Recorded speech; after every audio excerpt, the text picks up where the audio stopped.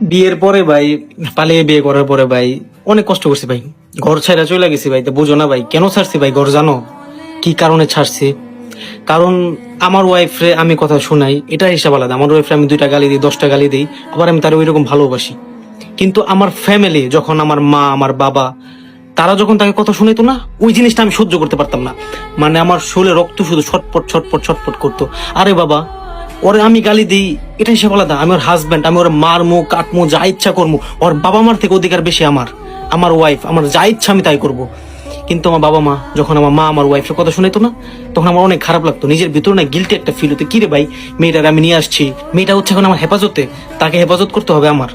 এবং এমনও সময় গেছে যে আমি আমার মায়ের কথা শুনে আমার ওয়াইফের সাথে খারাপ ব্যবহার করছি, তার গায়ে হাত পর্যন্ত তুলছে আমার মায়ের কথা শুনে আমি। কিন্তু আমি বুঝি নাই যে কোনটা ভালো কোনটা খারাপ। আমি এটা ডিসকাস করি না, আমি কখনো শুনি নাই। আমি শুধু আমার মায়ের কথা শুনছি, কখনো কি আমি আমার ওয়াইফের কথা শুনি নাই যে ও বেচারিটা আমার কি বলতে চায় বা বেচারিটার সমস্যা কি, আমি কখনো শুনি নাই। বাট একদিন যখন আমি ঠান্ডা মাথায় শুনলাম, তখন বুঝলাম যে এক হাতে কখনো ভাই লাইফে তালি বাজে না। এক হাতে লাইফে কখনো তালি বাজে না। দুইজনের দোষ থাকে, হয়তো কারো বেশি দোষ থাকে, হয়তো কারো কম দোষ থাকে, বা কেউ এমনি এমনি খোঁচায়, এমনি খোঁচায়। ঠিক আছে, তো এরকম। তো আমার কথা হচ্ছে যে ওয়াইফটা আমার ওয়াইফ কেন মানুষের কথা শুনবো?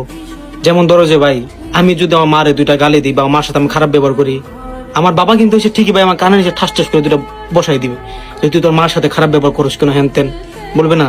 তো সেম এরকম তবে আমার অধিকার ভাই, এটা আমার ওয়াইফ। আমার ওয়াইফ আমার বাবা মা 2টা কথা বলতেছে, ঠিক আছে, আমার কাছে বলুক যে দেখ তোর ওয়াইফের এই সমস্যা, তোর বউ এমন করে এমন করে, আমি বুঝবো এটা। আমার ওয়াইফের মারমু কাটমু যা ইচ্ছা তাই করবো, এটা আমার ব্যক্তিগত বিষয়। কিন্তু তারা যে আইনটা নিজের হাতে তুলে নিয়ে যে আমার ওয়াইফের কথা শোনাবে, ভাই একটা মেয়ে কত সহ্য করবে ভাই?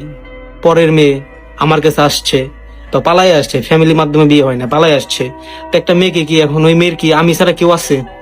ওই মেয়ের কি এখন আমি ছাড়া কেউ আছে?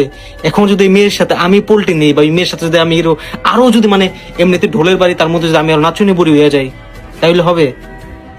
বলো। একটা মেয়ে, সে আমাকে বিশ্বাস করে, আমাকে ট্রাস্ট কইরা তারপর সে আমার কাছে আসছে। এখন যদি আমি আমার মায়ের কথা শুই না, আমার বাবার কথা শুই না, বা আমার বোনের কথা শুনি, এক কথা ওর কথা শুই না, আমি যদি আমি আমার ওয়াইফের সাথে খারাপ ব্যবহার করি, তাহলে কি মেয়ের বিশ্বাস আমি আঘাত করলাম না? যে মেয়েটা আমার প্রতি ভরসা বিশ্বাস রাখা তারপর আসছে, এখন আমি আমার ফ্যামিলির কথা শুনে মেয়ের সাথে খারাপ ব্যবহার করি। আর আমি তো ফ্যামিলির কাছে জিজ্ঞেস করে মেয়ের ভালোবাসি নাই, বা ফ্যামিলির কাছে জিজ্ঞেস করে তো আমি মেয়ের বিয়ে করি নাই। তাহলে এটা আমার হেফাজত, এটা আমার, আমি যা ইচ্ছা তাই করব। কিন্তু কি অন্য কেউ তারা কিছু বলতে পারবে না, আমি করব। ঠিক আছে, বাসায় থাকতে দিবা না, রাখবা না, ঠিক আছে, চলে গেলাম, মা সালাম, বাই বাই, চলে গেছি, যা কষ্ট করছে, কষ্ট হয়েছে ভাই, অনেক কষ্ট হয়েছে ভাই। বাবা মা ছাইরা ভাই, একা একা ভাই, তখন ছোট ছিলাম, একা একটা বাসা ভাড়া নিয়ে থাকছি ভাই, কষ্ট হয়েছে ভাই।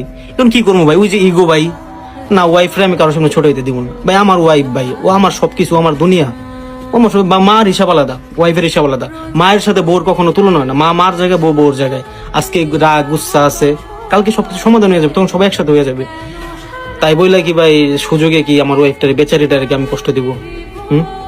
সে আমার প্রতি বিশ্বাস করে আসছে, যদি আমি এখন আমার পরিবারের কথা শুনে তার সাথে খারাপ ব্যবহার করি, তার গায়ে হাত তুলি, তাহলে ভালোবাসা কই রইলো? বিয়ের আগে যে তারে কত আশা দিছি, কত ভরসা দিছি, জান আমি তোমাকে দেখে শুনে রাখবো, জান তুমি কোনো চিন্তা করো না, আমি তোমার পাশে আছি, জান কেউ তোমার কিচ্ছু বলতে পারবো না আমি থাকা অবস্থায়, যদি আমি না থাকি এটা হিসাব আলাদা। এইসব কথাগুলো যখন তাকে বিয়ের আগে বলতাম, তো বিয়ের পরে কি কথাগুলোকে রাখা আমার উচিত না?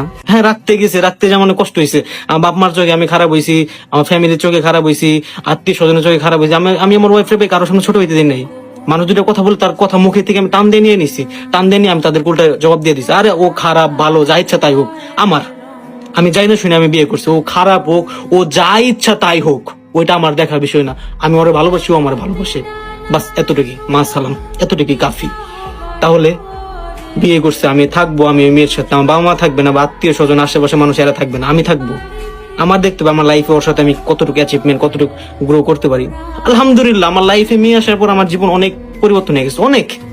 মানে বিয়ের পরে যখন ঘর থেকে বিয়ে করে দিছে, বাসা থেকে বিয়ে করে দিছে, তখন কত মাত্র 6,000 টাকা স্যালারিতে একটা জায়গায় কাজ নিছি। আজকে ওই 6,000 থেকে কই এসে পড়ছি, হিসাব আছে। হাতে একটা অ্যান্ড্রয়েড ফোন চালাইতে পারতাম না, এখন কি ফোন চালাই?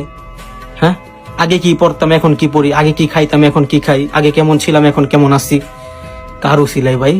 ওই যে একটা নারীর উসিলাই। আল্লাহ তাআলা দিবে তো, আল্লাহ তাআলা বলে না যে দিব না, আল্লাহ তাআলা দিবে। কিন্তু কি উসিলা তো লাগবে, হইতে পারে সেই আমার উসিলা আমার জীবনে। হ্যাঁ, ওই নারী আসার পরে ভাই আমার জীবনে অনেক কিছু পরিবর্তন হয়েছে, অনেক কিছু পরিবর্তন হয়েছে ভাই। যারা আমারে চিনে জানে তারা দেখছে একটা নারী আমার জীবনে আসার পরে আমার জীবনটা কিভাবে পরিবর্তন হয়েছে। আর আমিও কষ্ট করছি ভাই, আমি মিথ্যা কথা বলবো না ভাই, আল্লাহর কসম ভাই, যে পরিশ্রমটা করছি মাথা নষ্ট, প্লেট ধুইতে দিতে ভাই এদিক দিয়ে ভাই হাতটা জ্বলা যাইতো, হাত জ্বলতো।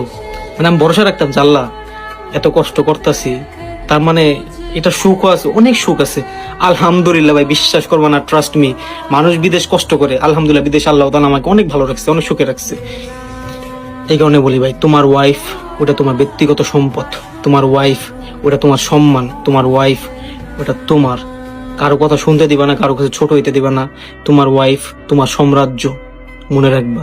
তোমার ওয়াইফ তোমারই দেখে রাখতে হবে, তোমার ওয়াইফ ভাই তোমার কন্ট্রোল করতে হবে। কিভাবে কন্ট্রোল করবে এটা তুমি জানো, ঠিক আছে?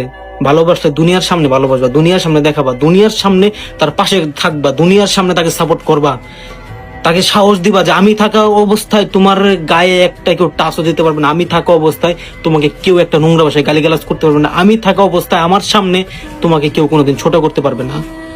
একটা নারী কিন্তু ঠিকই তার হাজবেন্ডে কারোর সামনে ছোট হইতে দেন না। আমি আমার লাইফ ফিল করছি, আমার ওয়াইফ আমারে কারোর সামনে ছোট দেন এবং কি তার ফ্যামিলির কাছেও কখনো আমাকে ছোট হইতে দেন নাই। তো তার মধ্যে আমার